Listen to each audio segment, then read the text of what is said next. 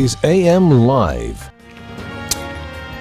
6 o'clock on the nose, you bang on time for AM Live, People and Politics. Of course, it has been a very intense past week. We get to see the good, the bad, and the ugly on the political landscape. We already have our panelists in studio with us. Dr. Debarl Inea, who is a Member of Parliament from Tongaren, also the Secretary General of Ford Kenya. Also, we have Aaron Cheriot as well, who is a Senator from Kericho. A lot has been happening. I don't know what is your take as far as the sugar report is concerned. I heard you also on a clip saying you're not privy to any, shenanigans getting some, or their hands getting greased as far as corruption is concerned in the House, right? But we have members of Parliament who've come to the front. They've said, I received some cash, right? Some of them, they want to remain anonymous. These are some of the things that we want to talk today, especially this 11th National Assembly. 12th. The 12th, yes. 12th Thank you for that correction. The 12th National Assembly. It seems maybe things are not really shaking into place as far as legislation is concerned, and having caliber or leaders who have the nobility of character. That remains to be seen, Debarl, because personally, the point that I was making, if it's a clip that you saw speaking at a church on Sunday, yes, is that I'm not privy to any information about any member of Parliament, and I'm not convinced, even up to now, that for 20,000 Kenya shillings, because that's a figure that is being bandied around, a member of Parliament can change their mind on an issue as important as sugar. There are two things that I want us to remember. First of all, this is not the first report that has ever been rejected in Parliament. So reports come to Parliament, they are either accepted or rejected. So there's absolutely nothing wrong with rejecting a report. What we should be discussing is what led to the rejection of a report. Of course, one, there's the alleged that people are paid to reject this report. It could be very well be a possibility. But secondly, also, we should look into the details of this report. What did it contain? Personally, I met the chairman of this report, Honorable Kanini Kega, that very morning before his report was rejected in the afternoon at the parliamentary gym at about 6 in the morning. And I asked him, by the way, Chairman, I am not very much aware of the ongoings in National Assembly, but tell me, I hear you're tabling your report. What have you done to the sugar barons that brought the poisonous sugar into this country? And he got so offended that why are you preempting debate? Then I said, my goodness, my good friend, I was only asking because I'm not a member of the National Assembly. It will be important. The biggest question that Kenyans wanted answered when we formed this particular committee is who brought poisonous sugar into this country. Instead, they went and said, we want to focus on who opened the room, who signed this Gazette notice to allow people to import sugar. That is a question that we want to, we also need to discuss deeply, because I hear the complaints from members of where Mheshimiwa Seli comes from, that such reckless decisions from Treasury have led to the near or almost total collapse of the sugar belt region and the whole economy. That is a debate we are willing to have as a country, whether as a people, are we really developing our local sector? I see the same mistake being done in sugar that was done in coffee. It is happening in tea. All right. That is a whole debate altogether. Okay. But the question is, what did this particular report do to the sugar barons that brought poisonous sugar in this country?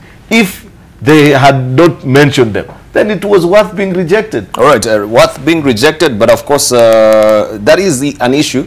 But it is not really the main issue. The main issue is about the bribery, right? Because maybe it led also maybe to the rejection of this particular report. It doesn't really matter as it is right now to them if the report had very concrete recommendations as far as,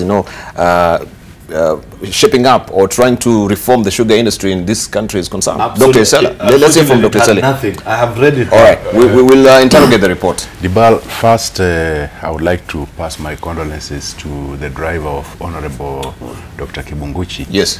Who unfortunately took the bullet that was meant for his boss, and to urge the people of Likuyani to stay calm as the investigative agencies look into it. And this also alerts Kenyans that many MPs actually have a security problem. And so Kenyans should not be too concerned when they see MPs with very many bodyguards. it all depends on the security situation of that particular member. And to my friend, Honorable Kipunguchi, who is a member of my party, I tell him to actually guide his constituency so that they remain calm. Now, as far as the sugar report is concerned, I opted not to take active part, mainly because I would have had a conflict of interest, in the sense that one of the people mentioned is a major investor in my constituency, and I lobbied that investor to come and put up a sugar factory, which is nearing completion now. So I would have been conflicted if I had involved myself too much in that discussion. However, on that afternoon of the debate on the sugar report, which I had read, I could see that there was something totally amiss in the House, in the sense that the debate, if you could call it a debate, was more of a choreographed event than anything I've ever seen in Parliament. Just allow me also to welcome Dr. Otiende Mola. I know you don't want to sit on Kimano Matangi's seat, although he's not really coming today, but of course you can walk over now. Right, sorry to butt in, just finish up, because we'll discuss this much later in the course of the program. I realized that the goings on were very interesting, in the sense that when you looked at the choice of the people who actually got a chance to contribute, if you could call their talk contribution, because I don't think it was contribution. I think it was the lowest level of any debate on such a sensitive matter that I've ever seen in the House.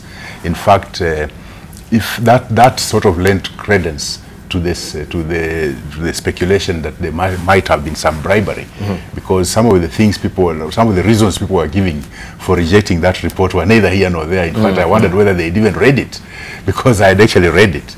And generally speaking, there is a problem in the sugar belt, but we should lay the blame where it lies squarely: the management of the sugar companies.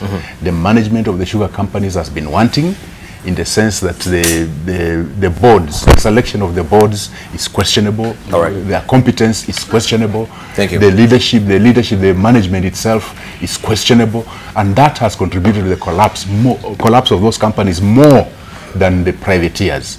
So while we're in a dire situation, like a company like Zoya has not paid salaries for months on end. We'll discuss that. It's good to find a person to blame for all this, but I think the blame lays squarely in the appointing authorities of the leadership of those sugar companies that has actually led to their collapse, as the leadership sort of fattens on the proceeds. Let me cross over to also Dr. Otiende Mola. Good morning, good to see you, and welcome also Isaac Maura as well. Good morning. Thank you. Good morning. Yes. Just a comment about what really happened last week on the sugar probe and the accusation of bribery as well, and the caliber of debates that we do have also in the House right now. Very briefly. What an interesting welcome. But first of all, good morning, Kenyans. That is, if you didn't receive some money, you can also disclose to us. I didn't know. Good morning, Kenyans. Good morning. And I join my colleague in condoling with the driver of Honorable Kibunguchi. Having said that, I think the first thing to say is that me and my colleagues, we owe a collective apology to Kenyans. Yes. Because for whatever reasons, we failed them on the sugar probe. Having said that, secondly, that sugar fiasco is a systemic and systematic problem. Yes. And I think the allegations of bribery are serious and must be investigated. But the problem is beyond that. And if you'll come back to this debate, I could explain, or I could explain right now. Maybe let me explain right now. Maybe we can hold it, because we have a lot to cover before that. So well. Yes, yeah. Then I'll come back to it. Yes, but were you privy to any information about bribery? Do you know of any legislator that maybe told you that he was bribed? Well, what there is that there was some, what you'd call jitteriness. There's something that I've learned, which my colleague like Dr. Seli, who's been there longer, might know more than me. There's something that has come to be known as the mood of the House. Mood of the House. That mood of the House it appears to be a result usually of some sort of lobbying, sometimes along party lines, sometimes along interest lines, and you can almost always see. Now, that mood of the House is one of the dangerous systemic things that we should look at. Yes. But I can tell you that for me, I was there, I studied the report, I had my own position, but after I saw what appeared to be a collective fiasco, I actually left the chamber. But I'll come back and explain why I think there's a systemic problem. Right. In fact, I think the committee set the report up for rejection. And I'll explain. The committee itself Yes. set up the report for For rejection. rejection. Yes. Interesting. So why was he really blowing a gasket when you really wanted to ask him, or you asked him about the report and he said you are trying to preempt what you're going to discuss in the because House? that's exactly what Dr. Otiende is saying, that there was some jitteriness and sort of uncomfort. You know, let me tell you, even some members are justified in rejecting the report even without reading. Do you know why? You've sent a committee of 36 people to go and investigate an extremely serious matter as the sugar crisis. 38. Then, by the time they are tabling the report, the committee has been split into 2 or 3 even already. There was a group led by his co-chair. He's actually co-chair, none other than the co-chair of the committee. Because this was a joint committee between, I think, the Committee on Trade and the one on, is it Agriculture? I believe so. By the time they were coming to table the report, the chairman on Agriculture rejected it in total and said, that is not what we agreed. Now, that sends already shiver bells to the rest of the members who are saying, we may not have had the time to listen to the witnesses that these people listen to. But if by the very act that the people who sat in that room cannot agree on what is a genuine report, because the allegation that was being made, even the chairman, I saw him yesterday pontifying and taking the moral highway, saying he wants leaders of minority and majority to be investigated. He should know that the investigation should start with him. Yes. Because if there are already allegations from members of your committee that the report that you're tabling is not what you agreed on, that's an extremely serious crime that should not be looked away. And therefore, we need to perhaps have that discussion from that point. Thank you. Were there more than one report? Well, there are more than one reports. All right, let's hear from Isaac Moro. Good morning, good to see you. Good morning. Yes. I think this is a monumental shame for our country. Monumental shame. Monumental shame in the National Assembly. And I think increasingly Senate is becoming more the house to look up to. Because how do you tell Kenyans that you can be bribed with 10,000 shillings? Even if it is free money, honestly, Kenyans. Even if it is because of the demands for funerals and harambes. How much can you do with 10,000 shillings?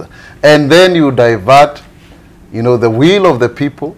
You subject, you know, fellow Kenyans to diseases such as cancer and what have you.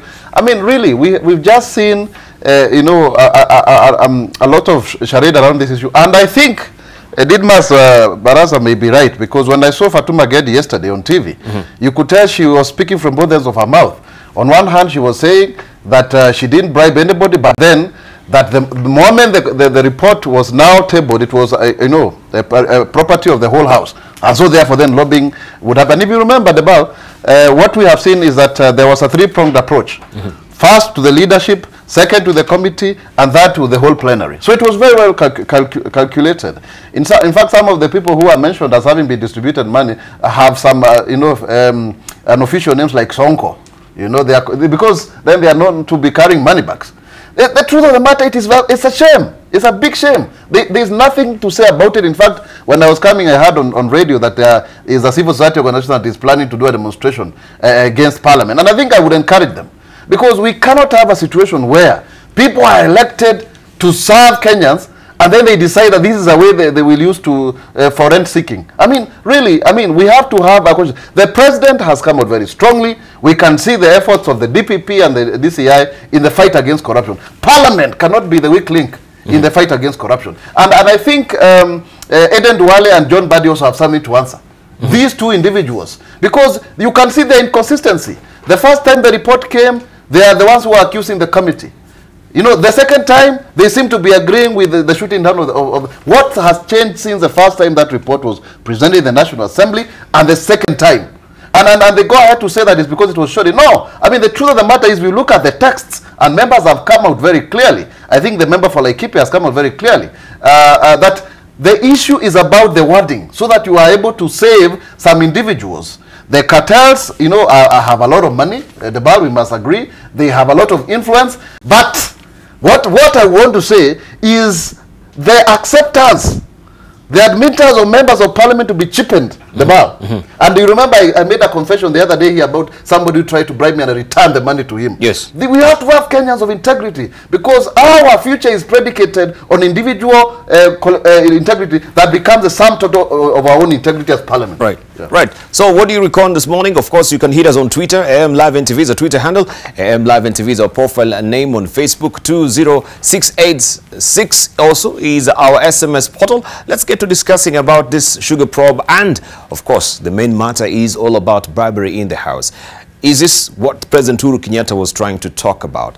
Forces that are frustrating him, you know, in the fight against impunity and corruption in this country. And how can we lance this boil, cancerous boil of corruption in this country, right? That is what we're going to discuss, and a raft of other issues, of course, looking at different sectors of the economy as well, and highlighting that as well. But let's see the good, the bad, and the ugly in our dailies. Today is all about graft. And this is what is on the front page of the Daily Nation. Graft lords defeat Uhuru crackdown.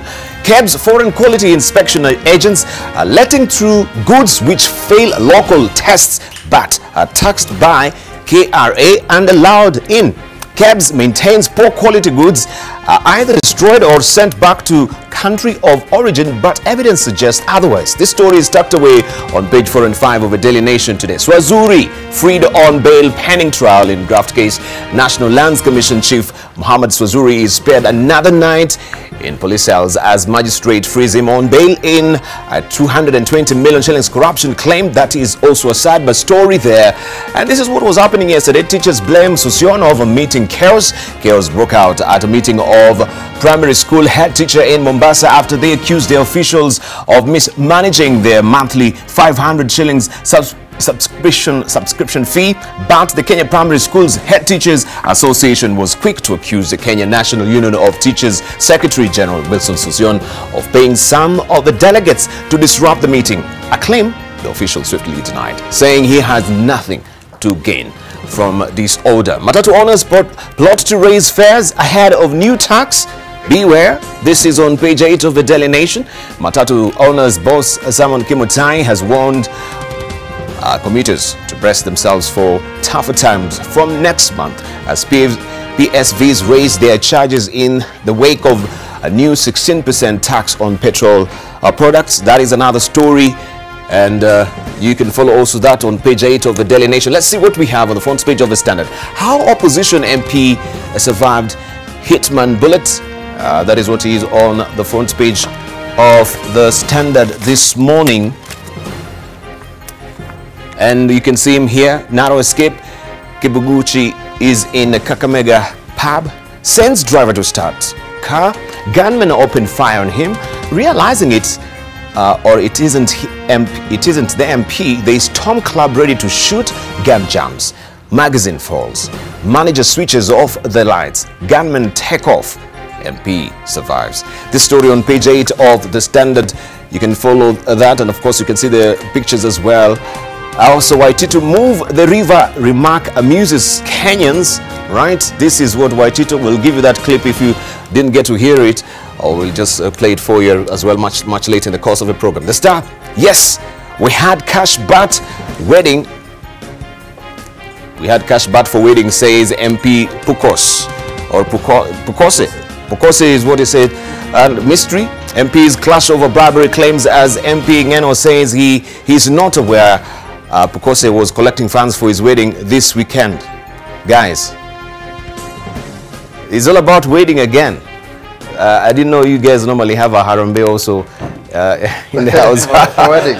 For wedding. This is what's...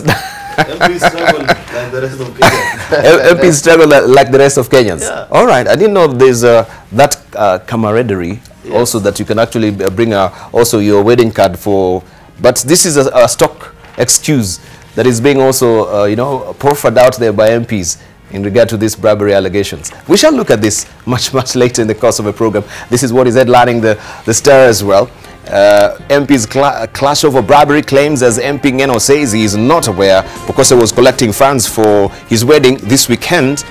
And also we have this story, or a standalone picture there. Kenya Railways MD Atanas Maina, NLC Chairman Muhammad Swazuri and CEO Tom Chavangi in Milimani Court yesterday. That is what we have on the Star. Let's see what we have on the front page of the People Daily. Cabinet meets amid disquiet. This is all collective bid. They say President set to come face to face with some members of a team he has not met for close to 3 months as he ratchets up the anti-graft war that has rattled Jubilee unity. This story on page 4 of the People Daily this morning. A quick look also at what we have on the front page of Taifa Leo. That is your splash today. Hekima ya Waititu. Gavana akejeliwa kwa kuhimiza serikali kusitisha ubomoaji majengo na badala yake kuhamisha mito. That is a story that you can follow on page 2 of Taifa Leo. Let's see what we have on the front page of the Business Daily.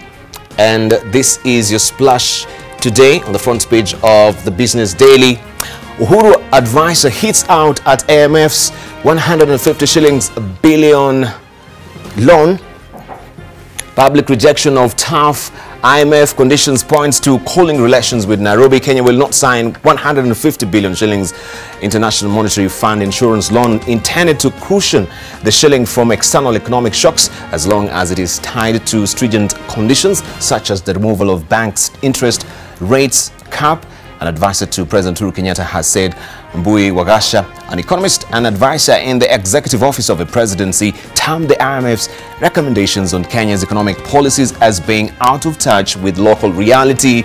Also, KPC boss links Kisumu fuel theft to engineers. That story on page 4. Our ICT agency employees stole 184 million shillings. Also in the dock, that is a picture that you've seen also on the front page of the Daily Nation there. In the dock, National Lands Commission Chairman Mohammed Swazuri has his handcuffs removed when he appeared in court alongside the agency CEO Tom Aziz Chavangi. You can follow that story also inside the Business Daily today. We cross over now to the region. We see what we have on the front page of the Citizen in Tanzania. Why cement prices have risen sharply is a story that you want to follow there. Minister says some producers have halted production to carry out routine maintenance of the production facilities, but adds that 14,000 tons will be distributed from today. That story, you can follow it on page 2 of the Citizen in Tanzania. Also, another opposition MP defects to CCM. All right. Who's next? That's what the inevitable question when inevitable question when yet another opposition lawmaker defected to the ruling CCM yesterday. Liwale MP Zuberi Kuchauka decamped from CUF and became the latest among the dozens of opposition politicians who have jumped ship since the 2015 general election. You can follow that story on page 2 of the Citizen. Also, look beyond certificates, government urged, and also ITCL will break even by 2023, says CEO. You can follow that story inside the Citizen. Mwananchi still in Tanzania. CCM huachana na siasa za kusifu mtu is a story. You can follow it also inside the Mwananchi on page 4.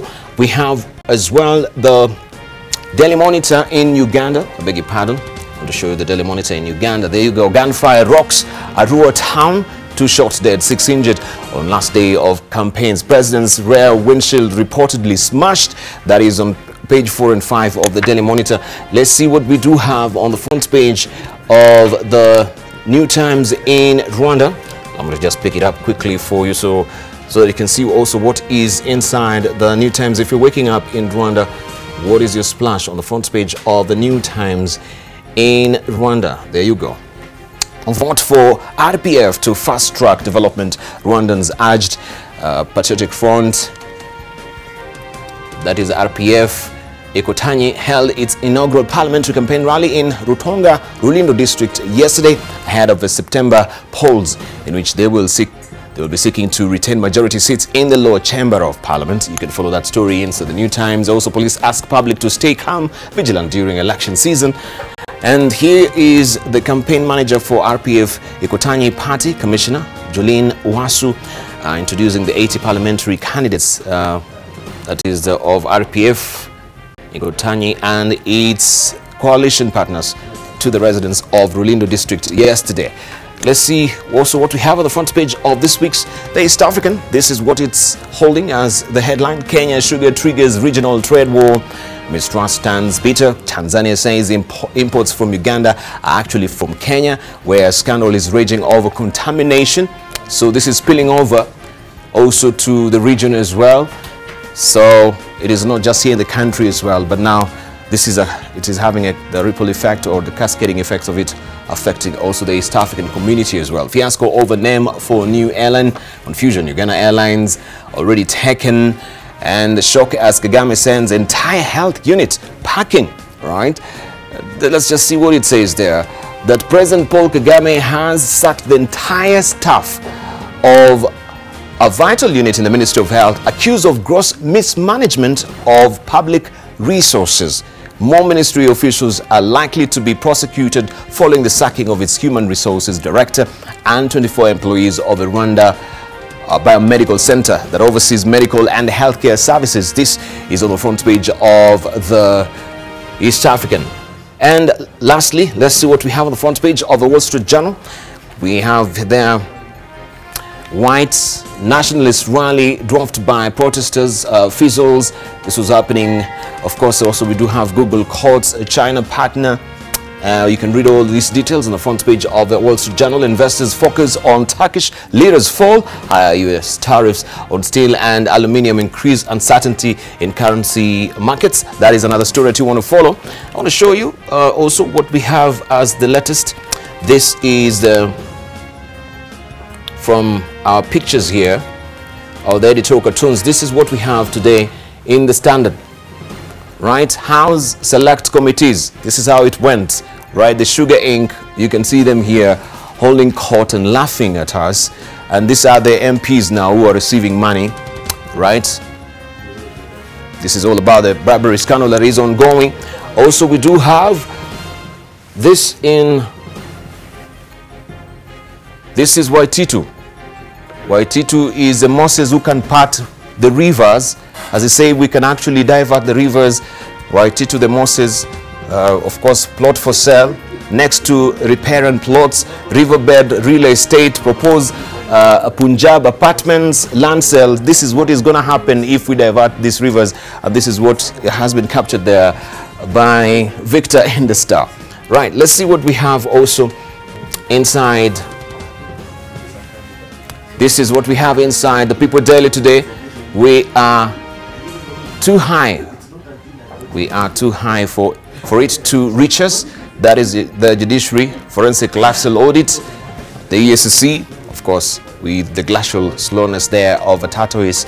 That is what has been captured by actually Stano inside the People Daily today. I want to show you what Monene has drawn for us today, very briefly. If you can do that, let me try and see where. And this is what Monene has drawn for us inside the Daily Nation today. This is a corruption zone, right? And what we can see there, the MPs were sleeping, right? I'll leave it for you to, of course, follow through and pick up the Daily for these compelling stories. I want to show you lastly what we do have as our picture today from the archives. This is according to, this is actually from our archives. It's not according to anyone, but there you go. Today is August the 14th, and of course, this day, Anglican Bishop Alexander Kipsang Arap Muge. Bishop Muge was killed in a road accident on August the 14th, 1990, shortly after making a triumphal visit to Busia town. And maybe just in remembrance of Bishop Alexander Muge, if we may come to you, Dr. Eseli, what would you say about the House, of course, of Parliament right now when it comes to bribery? Because he was very vocal about corruption and the malaise maybe in the government. I think, let's call it a house of scandal. House of scandal. But I think we need to really look at this thing because... Bishop Muge, yeah, in remembrance of Bishop Muge. When you remember, Bishop Muge was also fighting the issues of corruption at that time, and what was outright mismanagement of public affairs. Unfortunately, his death was mysterious also, because the road accident was questionable. In fact, every time I pass the place where he died, that's on the way to Tarubu from Eldoret, you actually get a feeling that something wasn't right the way he died. And the investigators never came up with anything thereafter. So just as many of those deaths of prominent people in the country has happened. Right. And you notice that even as we speak, something terrible almost happened to the MP for Likuyani the other day. And so far, the perpetrators, doesn't seem to be any sign of apprehending the perpetrators of that, that heinous crime. Right. Let's hear from Aaron Cheriot. Bishop Muge, how would he have reacted? Well, he was vocal on issues corruptions in the country. Unfortunately, this is one of the things that age does me in on. I never knew Bishop Alexander Kipsang Muge, but I know of him. I've read about his story.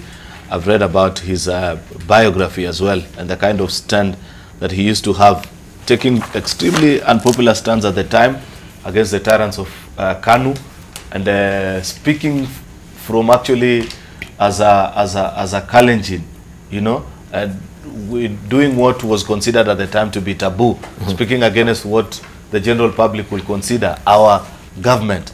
But Bishop Muge, on many occasions, will put government on notice and stand firm on matters of principle. You couldn't question him, and therefore he remains to be a motivation to any all of us Kenyans. Right. Because let us not forget it. You know, sometimes I see a Kenyan speak about bribery, and you would think bribery only happens in parliament. We should condemn corruption from parliament all the way to even on these streets, where when county askaris find you having jumped the traffic light, you should be willing, you know, to pay the price of your mistakes. And therefore, we should not just be people that pay lip service and complain that others are corrupt, yet in our own little ways. When you're driving home and you do more than the necessary speed limit on a certain sections of the road, don't be quick to pay bribe. That is not the kind of society that men like Bishop Alexander Kipsang Muge envisioned for us. Right. Let's hear from Jacob Mediu. He hasn't spoken this morning. Welcome. Well, thank you, Debarl. Debarl, I think it's a good time to remember the late bishop, because yes, I think Kenya is seeing good things happening. I think leave for unfortunate events in Parliament.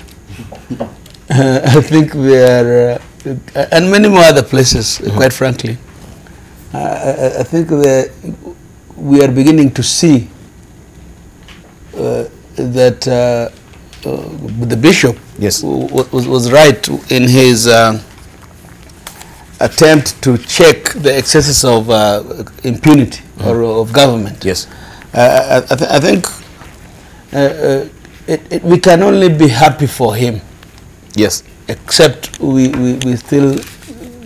are saddened that he was killed by forces of impunity. So as we try to fight impunity,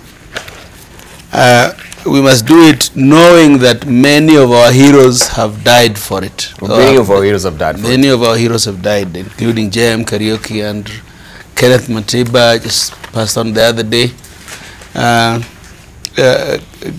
So it's a good time. It's a good time. It's a good time to do him right. Yeah. But yes, as maybe the history will bear us, if we may also look at the story of Bishop Muge, it is that corruption has been backed in the system even since time immemorial. Isaac Amora. Yeah, I think yes, but it's good to celebrate, and this is what we need to know about leadership. That you know, politicians are for an election, but leaders are for a generation. The reason that we are celebrating Kipsang Muge, you know, more than 20 years since he died, is because he stood for something. And Kenya is yearning for such kind of leaders. You know, recently in the Senate, where the Solai Dam in ad hoc committee yes, quoted something that Koigi Wamwere had said way back in 1980, November 12, 1980, about warning about those dams. I mean, you can see you will be vindicated over time. But You know, Debarl, let me tell you, we may not remember who was the richest person in 1990 or 1991 when Kipsang Muge Alexander was fighting for pluralism, but we remember him today. So he may not have died a rich person, with a lot of property, but for the integrity that he stood for, we remember him. And I think that is an inspiration to all of us here, and even to Kenyans, that we need to aspire to be remembered in such a manner. And it does not mean that such leaders then were able to fight the vices that existed then as it were today, but then they spoke against them, because just speaking true to power is something that is not does not call for cowards. It's actually a call to courage, just like Abraham Lincoln said that keeping silent when you're supposed to speak, it makes cowards of men. So I really think Kipsang Muge spoke very boldly, and you remember, it's good to put this in context, he was a Kalenjin, in a Moi government. Yes. You see, that was not expected, because then you are coming from the community of the president, you are supposed to toe the line. So really we must respect him, and that is the time we used to respect the church, you remember. Gitaris, Okulus, there are people who would speak, and we would know that. In fact, one of them was challenged. I think Henry Okulu was challenged by somebody, said that he doesn't have a constituency, and he aptly retorted by saying that my constituency is in the hearts of the people, so it's not defined by geographical boundaries. Now these are the people, but today if you hear the church speaking, I'm not very sure the Debarl people would listen, because these are the same people who we may question their character. Question their character. Yeah. Well, interesting allegations there. Let's hear from Dr. Otene Molo, remembering Bishop Muge. Three things and the fight against corruption. I would say of Bishop Muge. First is what I've said on this show. Yes. You do not need to be elected to be a leader. You can be a leader because you stand firm for something and people can see it. That's why people like Okulu, Otunga, Muge were leaders, Professor Wangari Maathai and others, despite her later election. Secondly, yes. Bishop Muge is one of a very rare breed of outstanding religious leaders. Leaders who it will be very difficult to find in current times. Leaders who stood firm, not just on issues of corruption, but also in issues of good governance, at the risk of their lives. And thirdly, it is sad because Bishop Muge still remains in the annals of history as one of the unresolved deaths in Kenya's history. And I think it's unfortunate. Right. Thank you. All right, so remembering there Bishop Muge, who died this day, that is the 14th of August 1990. We want now to drill deeper into a discussion this morning, and of course the biggest story has been about the sugar report and how also some MPs alleged to have been greased and received some bribery. And Wajir Women Rep Fatuma Gedi has denied claims that she bribed her colleagues with 10,000 shillings to influence a no vote that threw the contraband sugar report out. She, however, admits she was involved in serious lobbying for the report not to pass in Parliament. Gedi, who was mentioned by Kimilili MP Didmas Baraza as one of the key people dishing out money to MPs, now says she will seek recourse before the Powers and Privileges Committee. She also wants an apology from Didmas Baraza. Let's just listen in. For me as an elected leader, I have a responsibility to oppose, as I said, and also to support. But in this report, yes, I did mobilize the members, and that is my responsibility. And I have no apologies to make to do that, because we saw the two co-chairs contradict themselves in this report. We saw the members themselves contradicting themselves in the same report, that it took times, weeks. We saw that. We saw the chair and a member in a national television discussing a report before tabling the House. What we saw in that House was the same committee who was speaking in two different languages. So as a member, and also a new member of this House, who will you believe? I read the report, and what I did was good for this country and was good for the House. I actually restored the dignity of the House. but I've never, ever bribed a single member. All right, so the report, of course, opinion is divided whether it is good or not, and we are discussing this with the panelists this morning. Let's just continue with what Dr. Otieno you'd said. You'd say that you'd actually mentioned, or let's begin off first of all with Dr. Eseli, because we were on you on this. As far as listening to Gary is concerned, because maybe we've not really played the entire clip, but she said even the 10,000 shillings that people are alleged that maybe she was dishing out, that is not enough. That is actually not what really she spends on lunch, right? Right. Well, so you guys truly. We don't want to go into what she spends for lunch. No, lunch in Parliament is by signature. You don't pay. Yeah. Yes, you pay. But generally speaking, as I said earlier, that debate was highly choreographed, because even the people who contributed, at least before I walked out, the people who had contributed, none of them were actually talking to the report. Yeah. They were saying things that I'd read that report. Most of those people who were contributing were not actually talking about the report. They were saying their own things. And somehow, they were the ones that were getting a chance to speak. So I might digress a bit and say, we need to relook at how people get a chance to speak in Parliament. Because this electronic system that we are using, I think is allowing too much leeway to the speaker to decide who will speak and who will not, without Kenyans knowing who had wanted to speak. You know, previously we all used to rise on our feet. Then the speaker would pick whoever is going to speak, and sometimes it would force him to pick whoever stood first. But this very opaque method, I think, can lead to that kind of choreographed debate that we experienced on Thursday. As for the issues of bribery, it's the lowest point of Parliament. I've been in Parliament since the 10th Parliament, and this is the lowest point that Parliament has ever gotten. So if indeed there has to be an investigation, then let it be done expeditiously so that we can actually start working on redeeming the respect that Parliament should hold. Because when you talk of the august house, and yet what transpires is not good. And when you listen to the prayer before any session, that for the just governance of the people, and then you look at what happened on Thursday, it's a shame.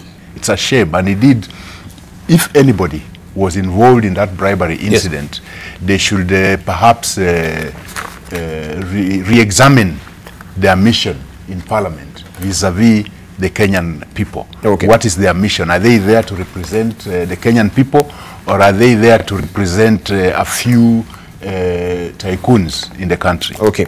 Let's hear from Dr. Otieno Amolo. You said that you'll give us a comprehensive detail about this report. Let me start from where Dr. Eseli has left. I think that it's not just a question of the Speaker and the Privileges Committee investigating. And I think it's not just a question of inviting the ESCC or DCI. I think other agencies should be investigated. For example, I was ombudsman for 5 years. Yes. It is part of the jurisdiction of the ombudsman even to investigate parliamentary conduct. And therefore, I think that it should be a broad-based investigation that is not just aimed at denying or granting privileges to a member, but one that looks at first the criminality, you know, the criminal aspect. Because it's not the first time we are hearing issues of bribery in Parliament. We need to get to the bottom of that. Secondly, it is one that must look at the systemic and systematic matters that makes that possible when people talk of lobbying and all that kind of thing. And then thirdly, that looks at even the conduct in terms of Parliament. Now, the whole thing was a comedy of errors, and let me now explain. Yes. Beyond just the question of bribery. I said that this committee set up that report to fail. This is why. First of all, you have a committee which, at the stage of investigation, yes, is seen hobnobbing with witnesses. Okay? In fact, it invited the ruling by the Speaker, now in terms of how committees should conduct themselves. But as they do that, it now strangely turns out, and for me, I didn't know that until I read the report and just the day on the morning of the debate, that they still did not invite some fundamental witnesses, like one of the ministers, apparently. Yes. That is important, because when Gladys Wanga now sought to reintroduce some amendments, which were very important, it was ruled out of order, because apparently some ministers had not been invited. Now, the process is not that you must appear. The process is that you must be given the opportunity to appear. Yes. So it's like everyone knew that at some point, if you want to reintroduce that amendment, then it will be knocked down, as indeed it was on the floor on account of constitutionality. Secondly, and I want to tell you, I read that report, and quite honestly, that report was hollow. An investigation report that recommends an investigation does nothing. That's what it did. The report recommended that now the ESCC and DCI should investigate the ministers, without naming them, the ministers for the time being in charge of, those dockets. Yes. Now, when Parliament investigates, Article 94 requires Parliament, we as Parliament, to resolve the issues that disturb the citizens. So when the sugar report, which is of fundamental importance to especially those of us who come from Western, we want answers. But for some reason, the committee does a report, does not name anybody, but it says, now let DCI investigate. That is a hollow report. But it turns out, and that's the third aspect, that what now they presented, they themselves told us that what they had drafted was different. Now, what they had drafted, which Gladys Wanga was trying to bring up, was instead of saying to investigate, it was saying they should take responsibility. Now, that's of a better standing. Now, in my view, taking responsibility still does not go deep enough. You must find people culpable, and then you say, this is the action that should be taken. But it was better. Then now, they themselves come back and say that they don't know who changed that. And therefore, they try to introduce an amendment. That is the third tragedy of errors. When they sought to introduce the amendment to the original report, I'm told the House Business Committee told them that as the committee, they cannot themselves introduce amendments. I have not been in Parliament long enough, but I find that strange, because if it is your report and it has not been tabled and you say we made some mistake, we don't know where, but we want to correct it, I thought you'd be allowed to correct it. Exactly. The fourth tragedy of errors is that when then they were ruled out of order that they could not correct it, there are some members who came out of that committee. I don't sit in that committee. I believe Dr. Seli does not sit in any of the two committees. But I remember Simbarati, I think about 3 or so, yes, even Daniel Manzo came up and said that that is not what we drafted. So I approached them and they gave me a copy of the original draft. Yes. And I could see the wording was different. So one would have thought, and I think they were primed to make those statements on the floor of the House. On that day, the Speaker made a communication before we started debate that any member of the committee who disagreed with the report should have written a minority report. And that as long as they did not do that, they lost the right to speak in terms of what the original report could have contained. Now, for those of us who are not in the committee, what are you left with? You are left with a report which the chairs say that was changed. They have tried to change it. It's been made impossible. Those who sat in the committee have been shut out. Then it brings us to the fifth stage, which is the amendments, the Gladys Wanga amendment. Gladys Wanga amendment would have brought the original provisions. And we had this discussion with Gladys Wanga at that point. But then it turns out that the Gladys Wanga amendment could not be allowed because some of the people mentioned were not invited. You see?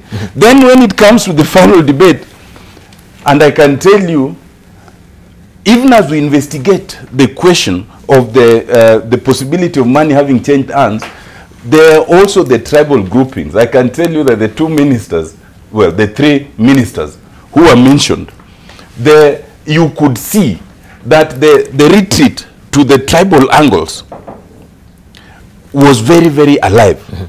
Now, I think that when we look at the question of the possibility of bribery, let us look at all these things. For me, it appears to me that the entire scheme was choreographed not to come up with any report at all. Because I personally went through the report and I was very unhappy. And I remember I was sitting with Gladys Wanga and my friend James Otieno Koyo.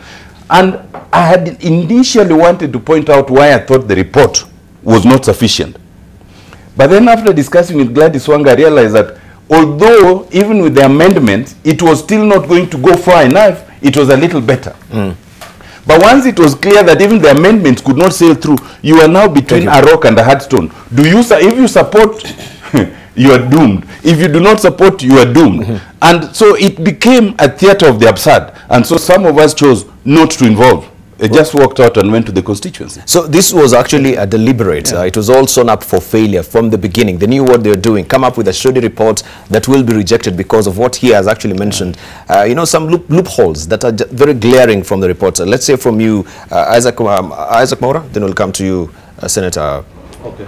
Aaron Cheriot. I think it's true, and I think we are getting more details from Dr. Otiende because he was involved in it, and I can see Jaco has got a whole report here, very well marked. I think you'll also tell us. Jaco, is that the comprehensive report or the executive? This is the executive whole report with an exchange. Okay, all right, thanks. Yeah, so, but then it's quite telling to see the exchanges between Kanini Kega and John Buddy and Eden Duale. Because clearly you can see, you know, Kanini Kega is quite miffed about the whole issue. And you know, let's start from the beginning. You can't have a 38-member committee investigating such a matter like sugar. I think it would have been prudent if the National Assembly had a select committee rather than the two joint committees, because first you have the, you know, power play in terms of which chair takes credit, you know, and it's clear the divisions are, you know, around that same issue, the chair of trade and the chair for agriculture. So I think we need to look at this, and in future I would want to really say that when we are actually having these serious investigations, it's not the first time. You remember the health committee debate when Dr. Monda was chair. You know, I think it's the 10th parliament. If I don't forget, Dr. Seli can remind us. The issue is you need to look at members of integrity, because by the end of the day, as long as members can be compromised, then you have a challenge. And I think also now that we have this whole issue of the handshake, you see, the traditional way of expecting leadership to be provided by maybe one side of the political divide is not obtaining. What we are saying is individual members, and you can even tell, if I was to go by what Dr. Otiende has told us here, the issue of Gladys Wanga having recommendations that were not admissible could be a technicality that was introduced to frustrate the process, simply because somebody was, and I think I agree here. You know, when I was in the National Assembly, I noted that there was a cartel around the speaker. The people, and Jacoy was one of them, let me say that. About 20 individuals. Jacoy in the cartel? Yeah, no, yes, who would only speak, he can respond. He's my elder brother. Who are the only ones who are speaking? You could come at 2 o'clock, log in, by 6 you are not speaking. But somebody walks in, talks, gets out, comes in, talks again. And then, you know, it was very annoying, really. You are wondering whether these are the only people who are gifted in terms of brains and speech, you know. So members are frustrated. I'm part of a group of the young parliamentarians, KYPA, and this is a discussion that has come up. So it is very easy to have a choreographed way of dealing with issues. It looks very representative, but it was predetermined because people supply lists to the speaker way in advance so that they can determine the outcome of a debate. Right. Let's hear from Aaron Cheriot. Then we'll have Jacoby. I thought Jacoby would want to bat at the earliest opportunity now that he has been mentioned. But, you know, unfortunately, I've never suffered that kind of frustration. I hear it a lot with my colleagues from National Assembly. You know, in the Senate, you're only 67. So even on a single afternoon, you can speak to our matter even more than once if you want to. And it's a real challenge that sometimes you want to. In fact, recently, you remember, there was an audio that went around of a senator who ran into trouble with members of National Assembly for claiming that a meeting of 350 people is no longer a proper meeting. It is actually a rally. So therefore, I do not share in those sentiments. You know, I don't want to get into trouble with my colleagues. You know, they are my constituents either way in my other world. That's why I'm guarded in some of the comments that I make. However, Parliament, just like Caesar's wife, Pompeo, was her name. You know, Caesar divorced his wife Pompeo because he said, my wife ought not to even be suspected. Kenyans should not at any point have a shred of doubt on the kind of work that is being done by parliamentarians, because parliamentarians ought to be representative of the people. And therefore, it is extremely baffling, it is disturbing, and it is shocking to say the least when such allegations of this magnitude come to place. And I want to agree with many of my colleagues here who have said today that even before we discuss the contents of the report, whether to support or not to support, we must for once and for all, I think, take on this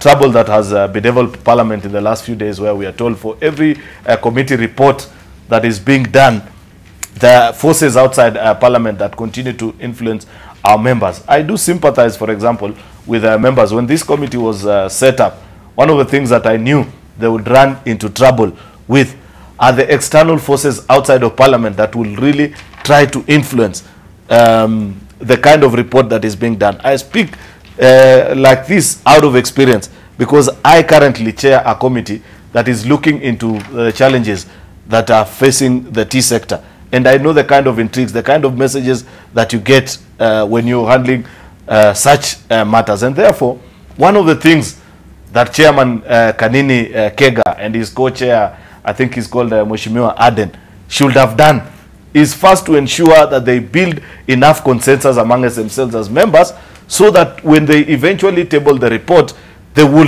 have that burden to carry it together as a committee and convince their colleagues. Like Otiende has rightly observed, what do you do? And even I saw people criticize what Mheshimiwa Fatuma Gedi was saying. But as a first-time member of Parliament, you've just come into Parliament and a report is being presented where one chair is saying north and the other chair is, the co-chair is saying south. What is the most logical thing for you to do as a member who's about to vote? The obvious thing is that you'd say, I reject this thing, go back and work on something that is agreeable to you, first of all, as a committee. And therefore, Parliament must address the allegations of corruption. Whichever the case, we must be able to come out with a comprehensive report and say that this is what happened on that particular day so that Kenyans are satisfied. As for the contents of the report, so long as to me, the sugar barons, the people who brought the poisonous sugar into this country, were being treated with kids' glove, as is being done in this report that Jakoyo is carrying. To me, that report was not substantial. So long as this report was also not addressing the systemic challenges that are facing the sugar sector, where they limit, for example, factories to contract farming, where you are told that the farmers that you're supposed to pick cane from are X, Y, Z, and not until you have satisfied the country that these farmers are not able to supply sufficient sugar, and therefore you are allowed to import, then to me, that was a hollow report, as Dr. Otiende Omolo puts it. All right. Dr. Eseli? You know, there are issues there that needed to be clarified. One was the sugar actually poisonous. Exactly. That was not clearly dealt with. In fact, you find Kenya Bureau of Standards has a report, the laboratory has a different report from what the government chemist comes up with. And then you look at what where the government chemist is getting their sugar from, Moi Air Base, which is a restricted area, by the way, and some place in Bungoma. That's where the government chemist is getting their results from. And then remember, the government chemist was transferred from the Ministry of Health to the Ministry of Interior during this probe. That raises a lot of eyebrows. So you already see some element of cover-up, either to exonerate some people and blame others, and so on. So, and all that is in that report. So there are some things here that are not very clear. And I think this issue was so big that perhaps it should be left to the agencies that can do proper investigation. Because if laboratories are giving conflicting results, then we should get another laboratory to confirm or to confirm those results. So I think the issue here is that Kenyans have been left hanging. They don't know whether the sugar is poisonous or not. I think that's the one big failure that committee did, because what they should have ensured is that they get proper laboratory results. Because to me, over and above the illegality of the importation and the quantities imported, the critical thing is that sugar fit for human consumption? Because that, to me, was the most crucial thing that the committee should have come up with that. And if they got conflicting conflicting reports from the government laboratories, they should have looked for an independent laboratory to actually give them proper results of what this sugar is. Because to me, that's the critical thing that was not answered. Right. Thank you. We need to take a short break right now. When we circle back, we'll, of course, go to Jacob Medio with the report. We take an intensive look of what is actually domiciled within that particular report. We had also Alfred Keter, member of our parliament from Nandi Hill, saying that most leaders who were in that committee were coronated into these positions actually, and they were never really elected.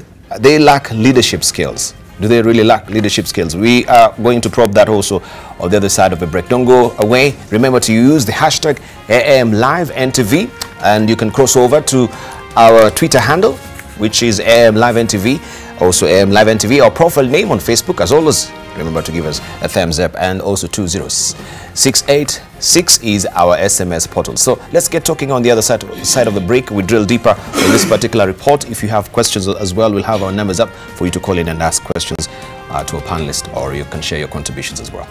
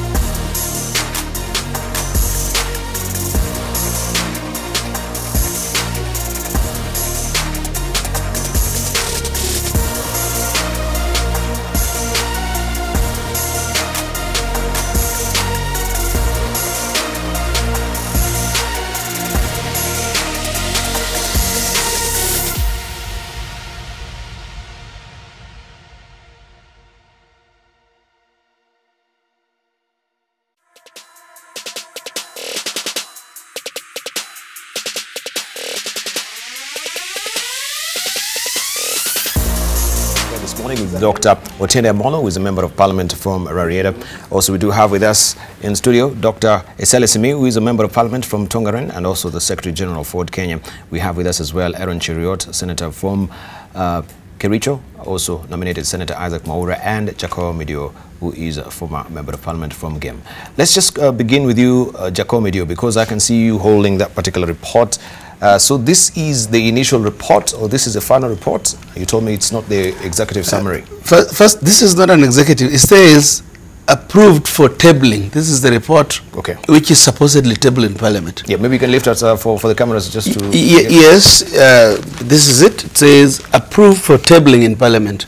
Debarl, after 15 years, I would be such a fool not to be thorough when I come to talk about an issue that affects nearly all Kenyans today. Let me say this. First of all, Mwaura had to be a cartel. I was in-house leadership. You talk like you didn't understand your standing orders. When you were there, you were like what we used to call in school a mono. when I talk, you listen.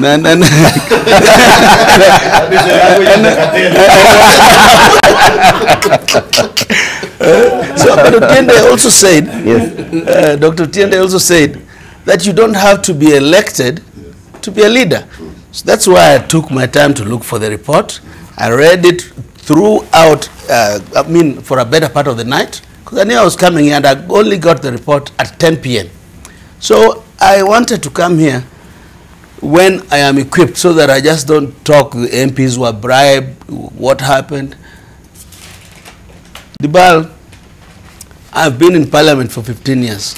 This is one of the perfect parliamentary reports. And Parliament, without reading it, without caring to read the report, decided that the report did not belong. And even that, without exchange of money, is corruption. When you impede your own parliamentary processes without debate, even that is the part of ethics, lack of ethics, part of the ethics of anti-corruption. So MPs who were involved should really be writing statements. I mean, if this country is now involved in this charade of dealing with impunity, what we have been treated to in the last 1 week by Parliament, I don't think there can ever be any impunity. Let me just correct my good friend Dr. Otiende. When you say they are not named, this report 5.5 names Rotich and says that the investigative authorities need to figure out under what circumstances he issued a gazette notice. They're even specific. Gazette notice number 4536, number 1010, 149, under what circumstances would a minister, and we spoke about it here, say that anybody can import sugar. It even goes further to say the government must ban the importation of raw sugar for processing. It has several good recommendations. Then, and the report cannot conclude, knowing that there is a multi-agency task force which is also working. They can't know whether there was mercury or not, but Parliament should have noted that there is an irregularity. By throwing out the report, there is no notation, there is nothing on the table. And when you see that lady Gedi talk, I hope she's watching. Madam, I don't believe you. She talks a criminal language. Yeah. And I want to plead with the DCI and corruption to begin with her. But let me disclose to you, because I come from the sugar belt. And it hurts me when I see people who don't grow sugar talk about issues of sugar with such disregard. Because I went to court when the same crooks tried to privatize the sugar factories, I still believe the issues I took to court to be true. And if anybody tries to privatize them, shall mobilize our people to refuse. Because I know what it means to the people from the sugar belt. Go there and assess the poverty. You cannot convince me, and I agree with members, that a sugar miller, namely Rai, who is licensed to work with farmers to improve their lives, imports sugar to refine. I don't see the logic of it. I do not understand how sugar coming to our country can come through Somali. Where is it from? I do not understand why businesses in Italy should be importing sugar away from the sugar factories. What is somebody trying to do to our people? And yet, there is accusation that sugar is laced with chemicals. If proven or not, the responsibility is on the government. You must put Kenyans in their comfort zone as to the issue of consumption of sugar. But I want to say this. The responsibility lies with the President of Kenya. He has taken the lead in this war against corruption, and he must come, especially and tell Kenyans. I saw the President say yesterday morning that if you see your MP mess around with CDF report, we shall charge them in court. This act of impunity, and before I forget, there is a ship which is trying to dock in the port of Mombasa called MV Iron Lady. Iron Lady? A MV Iron Lady full of sugar. And it is part of this controversy. Even as the report even as we try to deal with this bloat with chemicals which shall last us 3 years, the same crooks are trying to bring in a ship called MV Iron Lady full of illicit sugar. I can tell you, and my colleague Honorable Maura, that my investigations, and you know I've done this for many years. If the gadgets we are complaining that the speaker or don't allow you to speak always work, how come the new building in Parliament where the money was being dished out, the CCTV cameras were off? you know. But Gedi,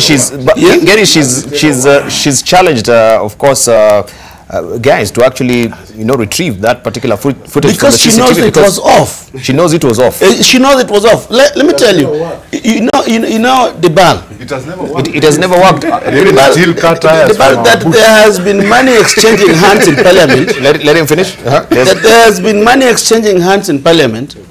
It's no secret. We have seen it. We have exposed it. We have done all.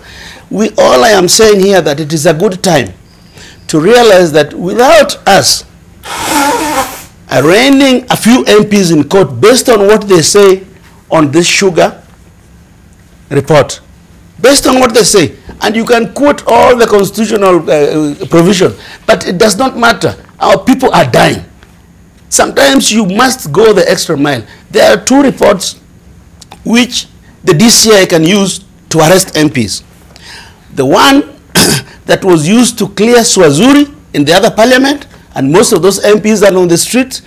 If they are in the caliber of Midiwo, investigate them based on the findings, how they thought it was right to clear Swazuri then, and now they have been proven that Swazuri is a criminal. Thank you. Yeah. Let's say from Dr. Eseli, this report that Jacob Midiwo has, what you're actually saying that they were glaring, of course, they were glaring articles from that particular report that it really didn't hold water, and it was actually sewn up for failure.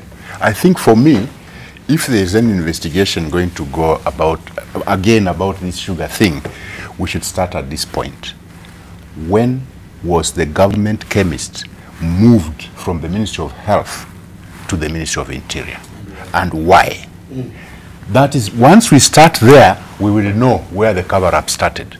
Because you cannot move such an important arm of the Ministry of Health to the Ministry of Interior in the middle of this probe, where you get Kenya Bureau of Standards coming up not getting any mercury, and then you get government chemists coming up with mercury in 2 places. Moi Air Base, a restricted area, and one spot in Bungoma.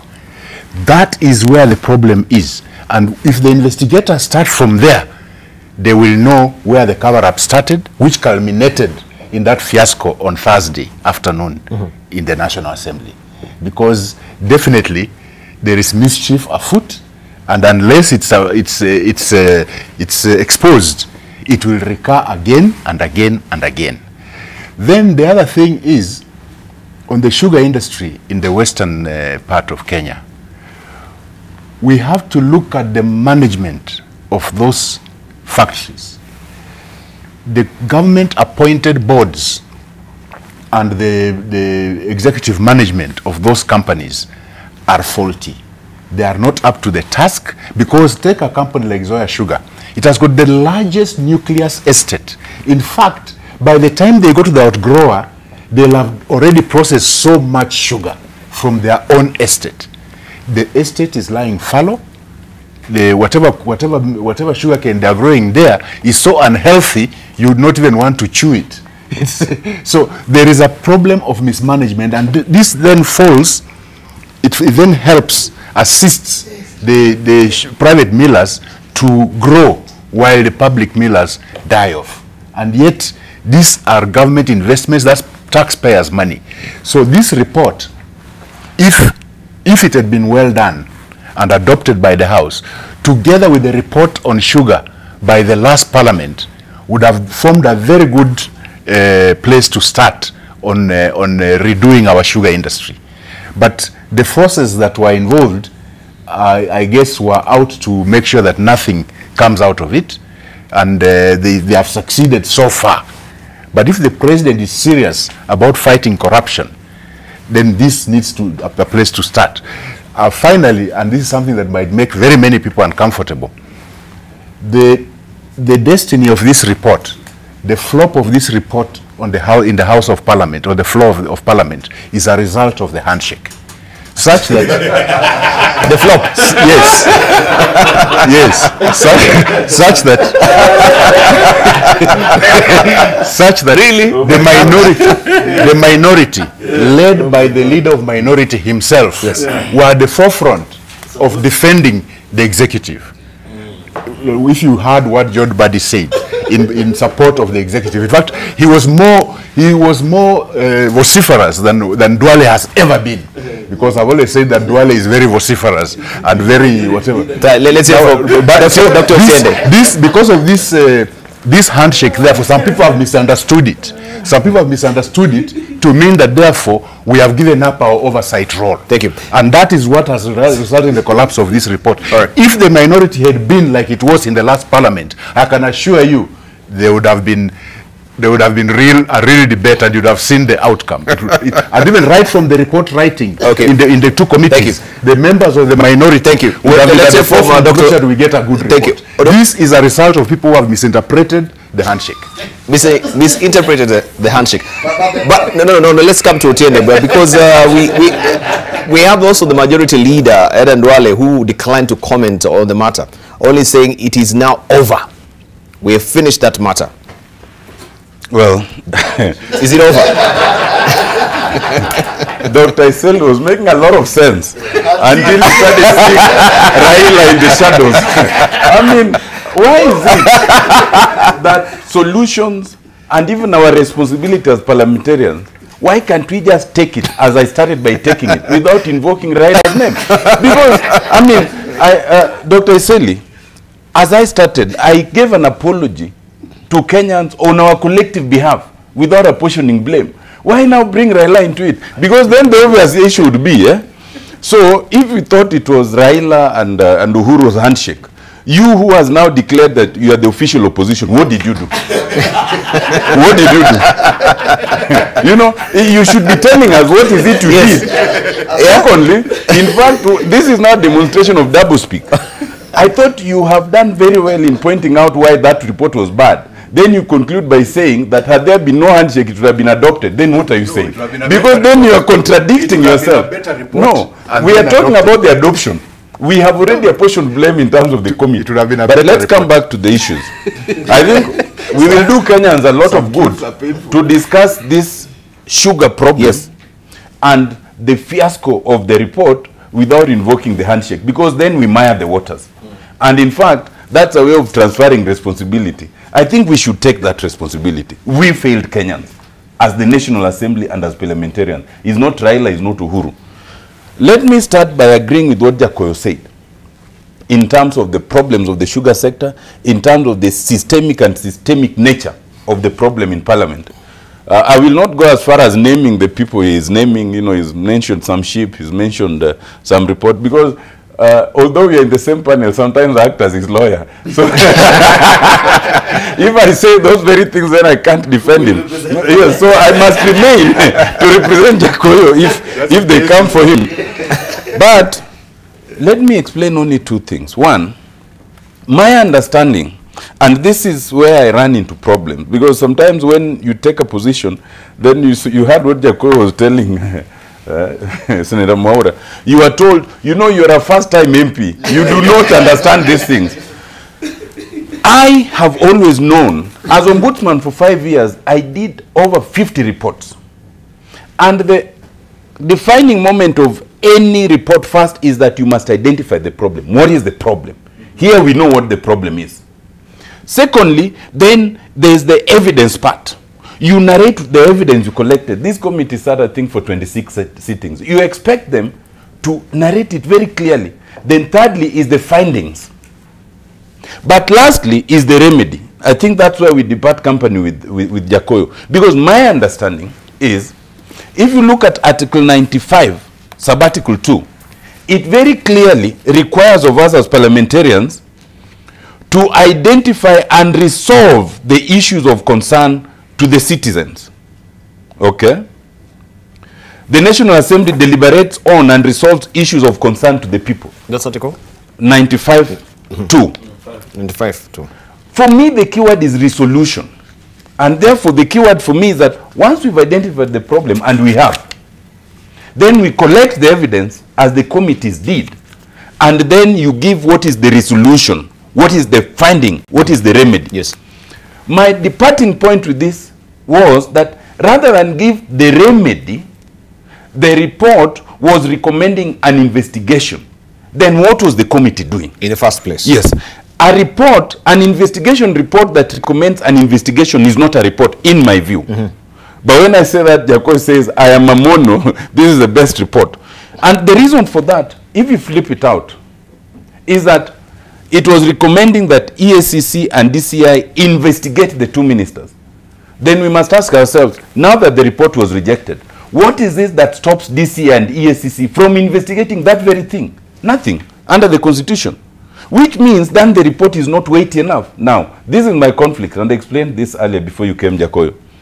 Because I had a problem with the weight of the report. It was not weighty enough for me.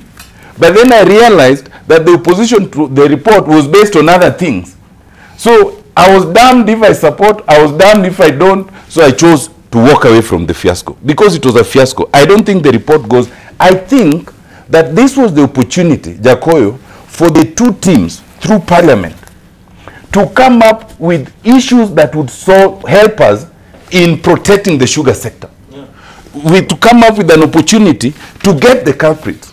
But instead, part of what played out, and I don't think that has been said here, were also internal wars between the cabinet secretaries. Yes. It was clear that there's the cabinet secretary, Dr. Matiang'i on one side, and I think the government chemist you're saying, and then there are those who are with the cabinet secretary, Adan and Rotich on the other side. And so, in between, the truth is lost. I agree with Isaac Mwaura on one thing, that perhaps this is the kind of thing for which you don't need to take it to those committees. You need a proper select committee with a very clear mandate. And those who have been in Parliament longer, like Jakoyo, would tell us if there's anything that stops that even now. Because I thought nothing stops it.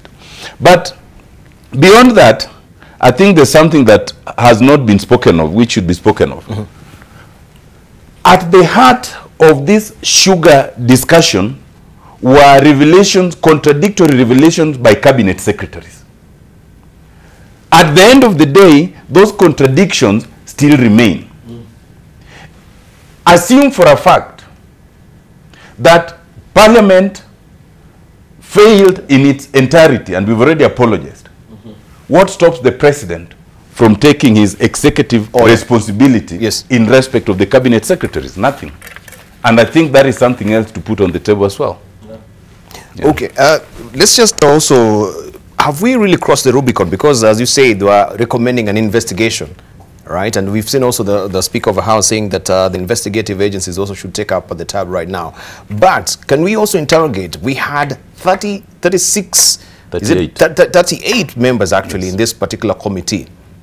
The amount of money that has been spent so far with all these sittings, coming up with the first report, of course now that report was rejected again, coming up with the second report, and of course it has been rejected again. Can we look at the cost implication as well? If we have given you this mandate as Wananchi to carry out the investigation for us, yet we have issues of corruption surrounding it, then where are we headed, Aaron? Extremely troubling, Debarl, I must say. But there's just one thing that I want to first of all clarify, Debarl. Yes. There are two debates before us this morning. One is a debate on bribery, which I think we all agree and have said that is unfortunate, and we need to get to the root bottom of the matter. And if anyone is found culpable, that as a member of parliament you took a bribe to go against your oath of office, then you belong to jail and not to parliament. That settles that debate. Then we move on to the second issue. If you read the setup notes, the initial founding notes that I have seen even your cameraman relay to members of the public today, one of the key mandates, the core mandates of that committee, was to investigate the issue of contraband sugar that was found within our borders. And that is a point where we are saying we saw cabinet secretaries speak a different language, yet they speak for the same government. And therefore, the number one question that this report ought to have answered to us, unfortunately it failed to do, is was there poisonous sugars within the boundaries of Kenya? And if yes, who brought them and what shall be done to them? Because it is illegal. Then we move on to the secondary issues of debating now. Why did, for example, Cabinet Secretary Henry Rotich open up this space for anyone to import sugar of whatever amount? And so long as we were not answering those questions about what do you do with individuals who have committed crimes to that level of importing sugar that will have killed ordinary Kenyans, as an institution of parliament, we failed so grossly, and I don't think, unless we find ways of remedying this, we have a face before the people of Kenya.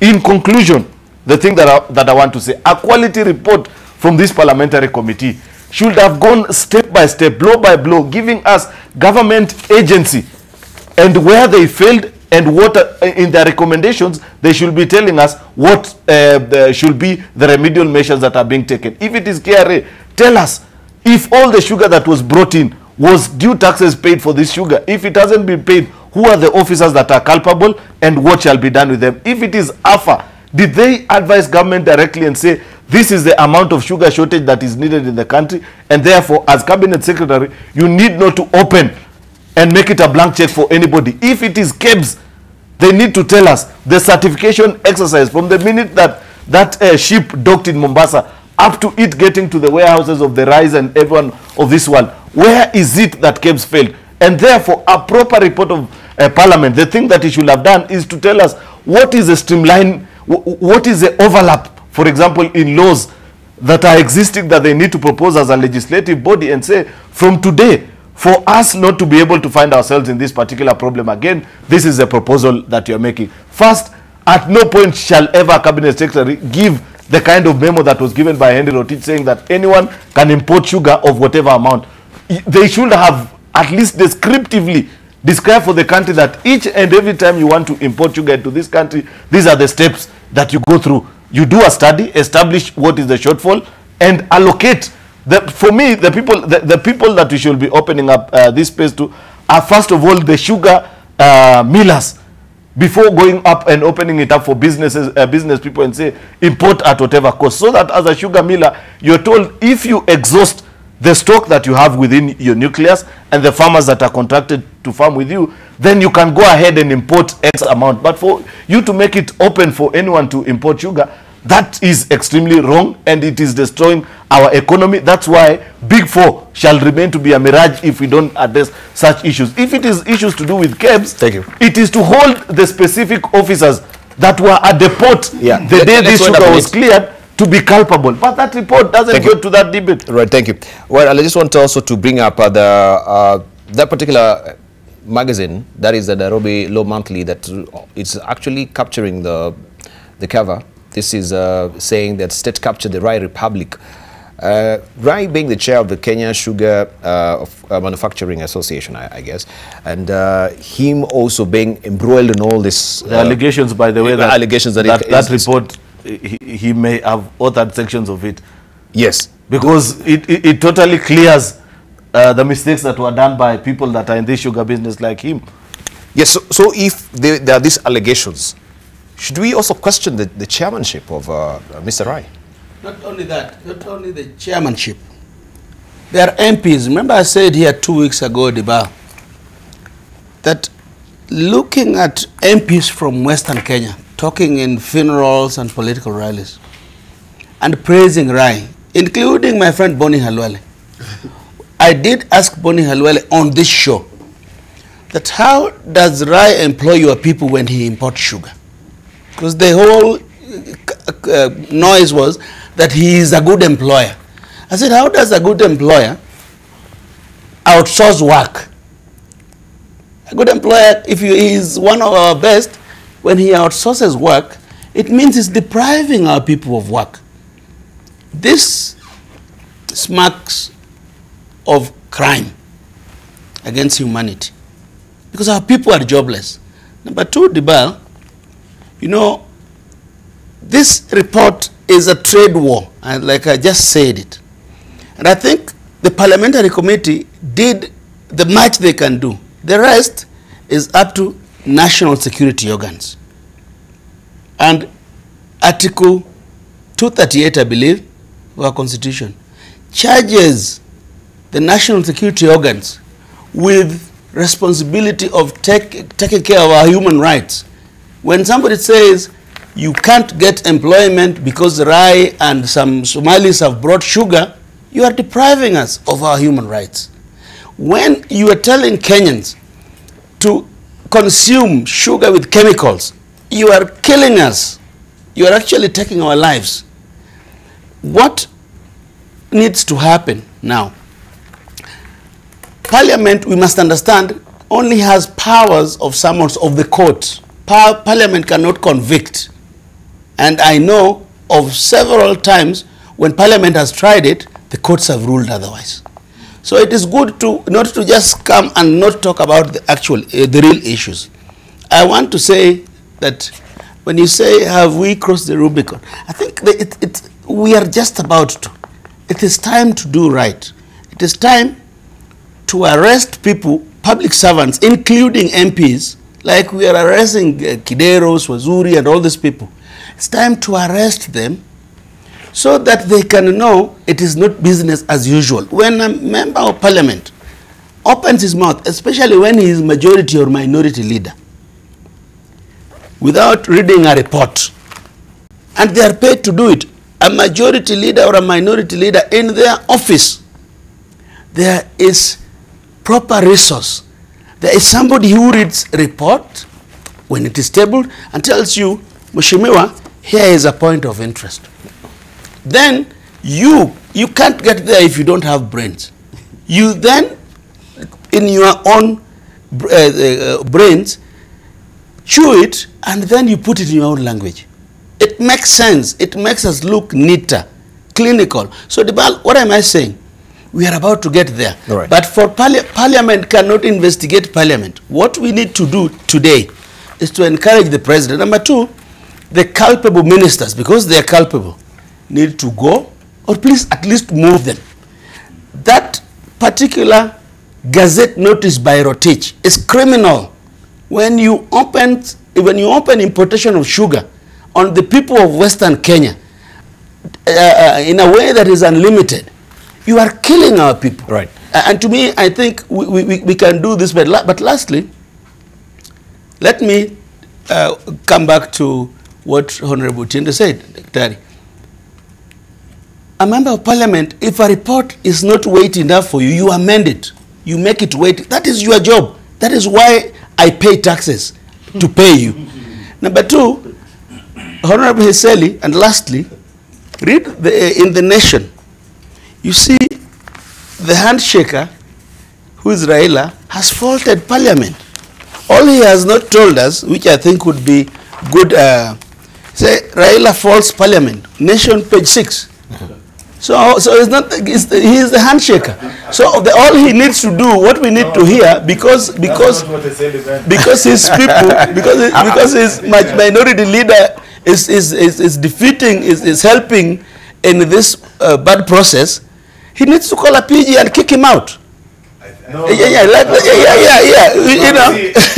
That's not what Eseli was speaking. How do you know what Eseli was speaking to?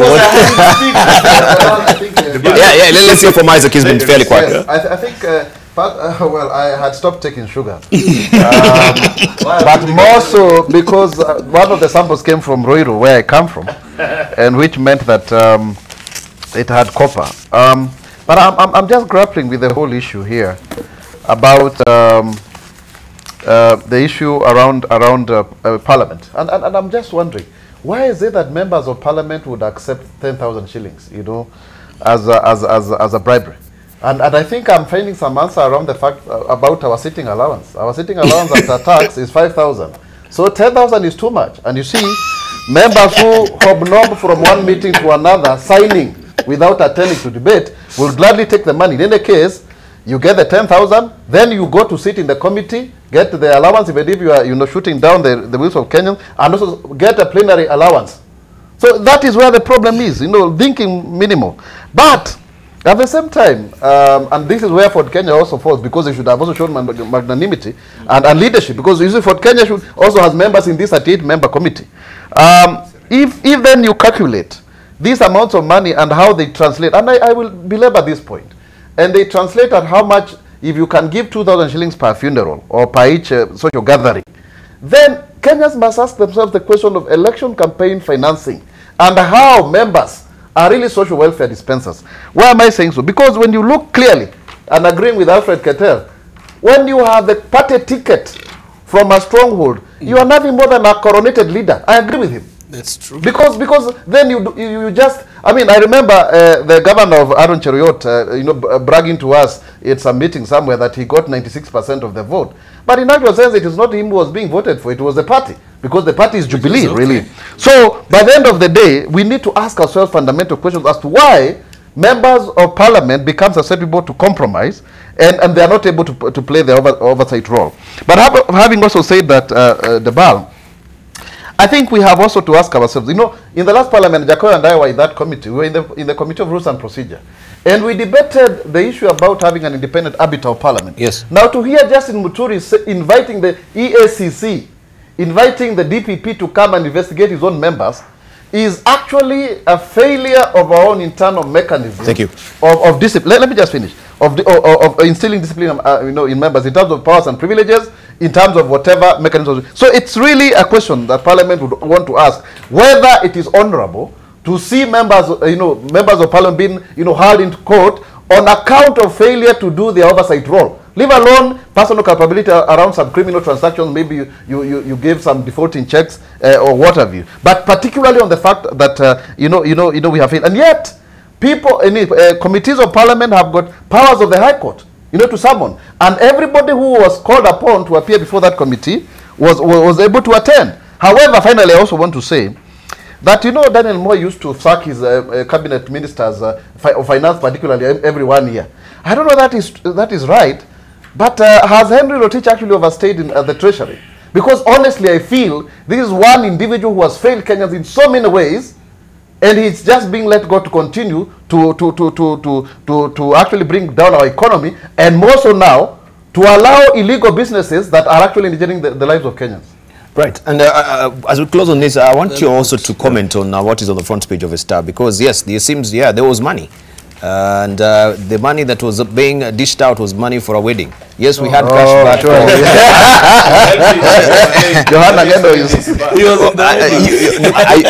You want to explain, or Eseli should explain? Are you privy to this public? I think the issue. I am privy to this matter. You're privy to this wedding? The issue of wedding money doesn't arise. I think it starts from our electoral process. Remember, IBC had tried to work in a way to bar certain people from. No, let's not go there, because I think it's important, because it will explain to you all these bribery things in Parliament. No, with these wedding allegations. First of all, I'm getting there. Could we go there? Then we wind up on it. I'm getting there. Yes. So what happens is, if you take the general public, just go out of Nation Center, collect all the public there, and try and find out how many of them have a criminal record. You'll find that the least less than 1%. Come to Parliament and put them all together. Find out how many of them have a criminal record. Over 30%. And this is a failure of our electoral system as to who is allowed to run for elective office to represent the public.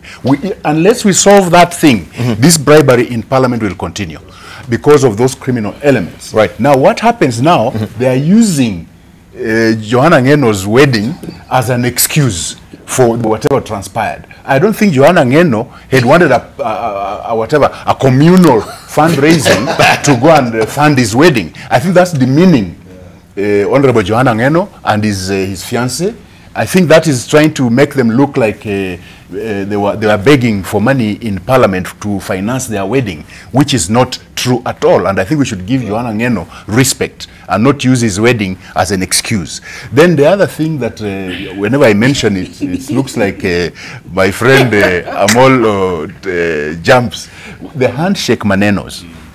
What I explained properly was what I explained properly was that some people have misinterpreted the handshake to mean that therefore they have given up their oversight role, that they will allow such things. But otherwise, if they had not, those members of the minority who were in that big committee would have done their job to make sure that the report we get on the table of the House is much better than what was brought. All right, while in the House, the minority would have rallied to ensure that this good report that has come from the committee is actually passed. Right. But under the circumstances, some people who have misinterpreted the handshake. Because honestly, Debarl, take it very simple. How come on the importation saga, Rotich put a limit on milk powder? The quantities. Quantities. You can only import this much milk powder, but left a blank check for sugar.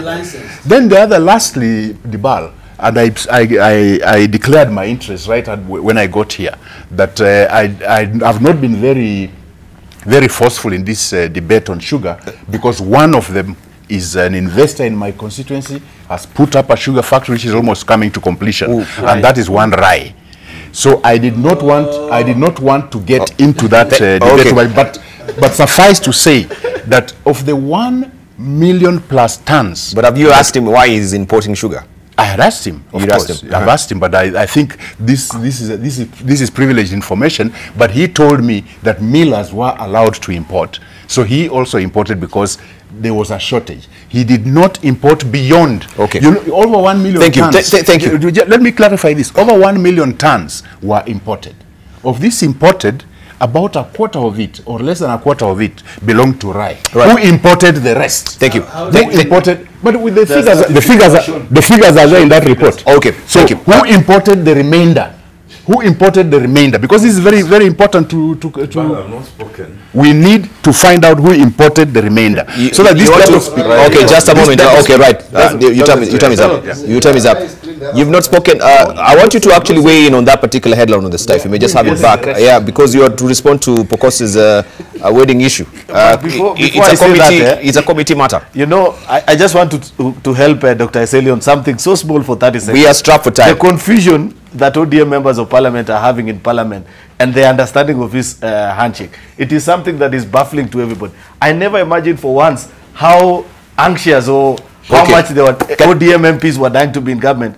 until you saw the kind of remarks that are being made yesterday at a committee of parliament. Right, thank you. I saw an old no. I think women rep. No, I'm sorry to butt in. I Acting think like a bouncer. no, I think we're going off the rails. You know, it tells you. We're still on sugar.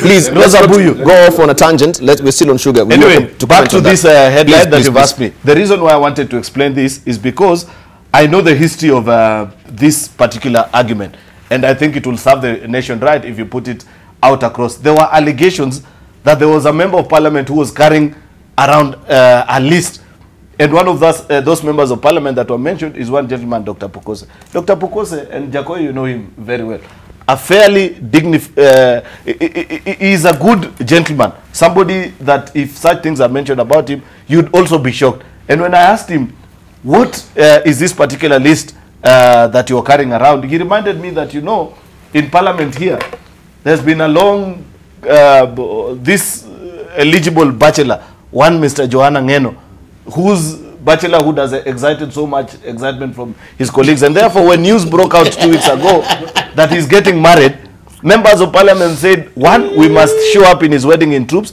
and two, as is normal with all Kenyan behaviors, when a colleague is partaking of such ritual, you contribute to it. And therefore, what they did, they were moving around with parliament. They met me, and I gave my contribution and said, what is it that you want to give to Joanna Ngeno? Thank you. And that is the history of this particular issue. But how providential it is that on the material day when you're having this report being table is when you have an envelope going for a wedding. Listen, Debarl, don't be confused by silly headlines like this one of a Star. This list has been in existence. Even today in parliament, if you go it, you'll still find them carrying around this list. Yeah, but we do it when we have challenges to do with finances. But the question is, how will you even outsmart your own common sense that you know this particular day? You've been taking this particular list.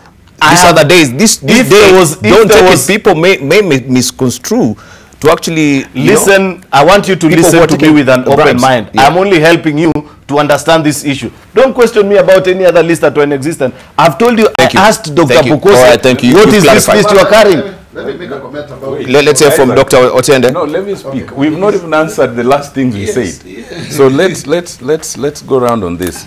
First of all, I think in fairness, let's not confuse issues. And there's nothing to debate here. Yes. The headlines in the Star claims that the MPs were giving 10,000 for Joanna Ngeno's wedding. The allegation against all of us collectively is that we received. Giving and receiving are two different things. So let's agree that the idea of being given money should be investigated independently and properly. Yeah. That said, secondly, while we must all take collective responsibility, it is fair to us to say that we are taking it not because we are individually involved, but because collectively we owe it to Kenyans. So when Senator Isaac Mwaura takes the moral high ground that now that he's in Senate, as if he was not in the National Assembly, and as if these things don't happen in Senate, it is wrong. Not all members are interested much in the allowances. I belong to only one committee. Most members, some belong to 2 or 3. Because if I was interested in allowances, I would be focusing on that. Secondly, I think it is wrong to mislead the public that members get allowances for the plenary. As far as I know, maybe it happened before, it doesn't. So, not in the National Assembly. There's no allowances for the... It does. But Isaac Mwaura, maybe it's in the Senate. No, let me just finish. You will demonstrate it. In the National Assembly, there is no allowance for the plenary. I can tell you for a fact. At least for the 1 year I've been there. It is not there. Beyond that, but let's focus on the fundamentals. First of all, I think there's some great historical injustice, and I think Jacob spoke to this a lot, that need to be focused on. It's not just Dr. Seli, as you say, in terms of allowing capping on, on milk and not on sugar. The entire issue around sugar and around the few industries that we have in my part of the country is something that needs to be looked at as a historical injustice. And we have kept emphasizing on this. Whether it's privatizing, trying to private the sugar industries, whether it's allowing importations, whether it's the COMESA allowance from countries, there are things you will not find in other industries, but you find them in sugar, cotton, and stuff like that. Yes. But beyond that, I think the most fundamental thing is, I think that it is probably time to consider having a parliamentary ombudsman, an entity that can investigate not just criminality, but the systemic failures we talk about, the maladministration, because even despite whatever will be found in terms of the bribery, the improprieties that I detailed earlier will still remain. The whole edifice that the Ko was speaking about, that Isaac Mwaura was speaking about, that makes Parliament not able to function the way it should be, is something that must be looked at. Now, the Speaker and the committee may not be the best place, because members can also censure the Speaker, so the Speaker will necessarily move, you know, with caution. Thank you. Right, let's begin by giving our headline thoughts. Let's come to you, Jacomedio. Yes, I'm going to, I've already said too much, but you know, I am an interested winding up. Yeah, I know we're ending. Let me tell the DCI that it has never happened before. We have never had a handshake. We have never had a DCI who is so, and DPP who are so, who want to do their work. There are CID officers within Parliament who don't work for Parliament. I think it is a time the DCI summoned them to say what they saw. They are independent. They are CID officers. Even members of Parliament don't know them. Yes. Let us begin to sort out the mess. Let me say to you, Debarl, that a person elected through a corrupt process can never not be corrupt. Okay. And that is the mess Kenya finds itself in. Lastly, let me say that I am a very happy Kenyan that the system finally caught up with Ministry of Land officials who fleeced Kenyans in this SGR thing, including Swazuri, who intended to take me to court last week. I am a very happy Kenyan. Right, and of course you are served with that notice. I am Prophet Midio. All right. And I think, because we're a bit worried also on the security of you parliamentarians. If the CCTV can go off, and no one is actually picking up this. We have Daima Imani saying here, in my experience as an IT specialist, if I may just speak it, the main problem with CCTVs everywhere is basically one. The people who are supposed to log, maintain the CCTV footage and make sure all cameras are working are not held accountable. Punish them for any loss or failure with jail. Right, and that is the question. How secure are you? If anything, perhaps just happened within the presence of Parliament, and we don't have that particular footage, then what next? That these systems are not working. Yes, CID. Isaac Mwaura, your parting shots. First and foremost is to respond to Otiende and say that part of the reason why he's in only one committee, I suffered the same fate. It's because he's too bright and too a man of integrity. Because people grab those committees to earn more allowances. And it is actually true, we earn money from plenary because the order of the SRC circular was suspended. So that is actually on record. So it applies to both the National Assembly and the Senate. Now, number two, the issue around the ombudsman in Parliament, it's actually something we canvassed a lot in the last Parliament.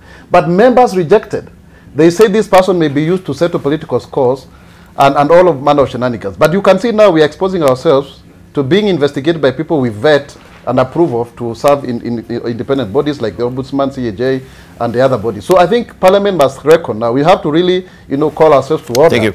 So that then we can do so. But finally, I want to say this, Debarl, that really it is important to, take a high moral ground on these matters. And I would want to invite members of the public to trust the Senate. The Senate is more cogent, has fewer members, people of integrity, and we can deliver for you.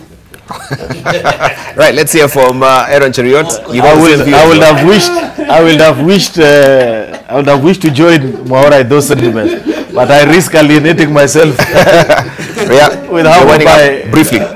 Just briefly, Debarl, I think also, now that we've discussed about the trouble with our country, the people who are not living up to integrity, I think it is also time that we question ourselves as Kenyans. What is it that we do with those Kenyans who stand out and speak for the truth and say that come whatever it may, let it be known that I'm a man or a woman of integrity. If this country remembers me or it doesn't, I have done the right thing. What do we do to procurement officers who are being sacked and sent to the far shores of this country because they have refused to sing to the tune of the CEO and move attended in a particular way? Just go down our history. You played for us earlier the clip of Bishop Alexander Kipsang Muge. I remember a few years ago fundraising for his widow.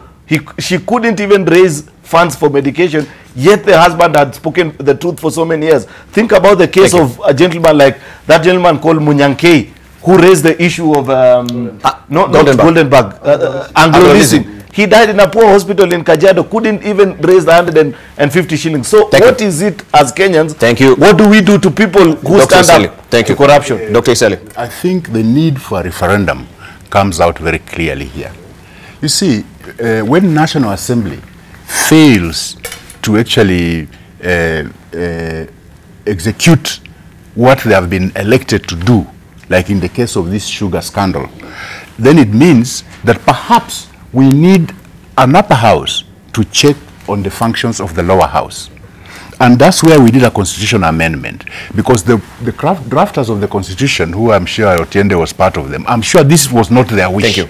What turned out was different. Thank you. So I think what we need is to check on the misdeeds of Parliament. Right, we need an upper house. Thank you very much. And we need a referendum to get the Dr. Otiende, briefly. Mine is simple. I've always said over the weeks here that impunity must fall in all its forms.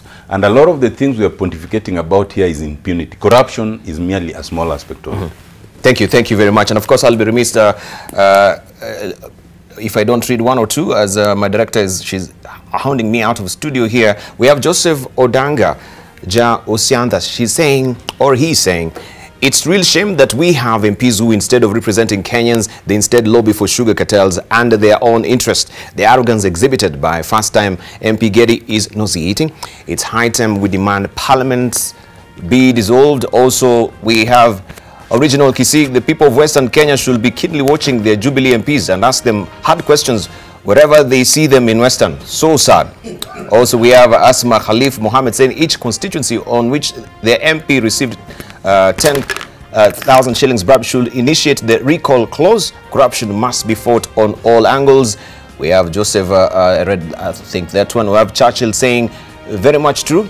They instead decided to take a backseat and watch an issue spiral out of hand while they are tight-lipped, majority being bedfellows with corrupt proceeds in the name of donations, while others take advantage of their congregants' faith to enrich themselves.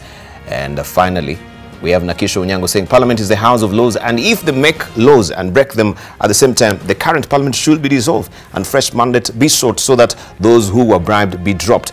Let the chaff be removed from the wheat. Thank you very much, our panelists. And of course, as we're winding up, our director, we have this particular editorial cartoon. We're leaving it with you just to see it. This is Moses of the day, Governor Waititu, who's parting the waters, is saying the rivers should actually be diverted. And you can see we will walk on a dry shore there. Next to riparian plots, we'll have a 50 by 40 plots for sale.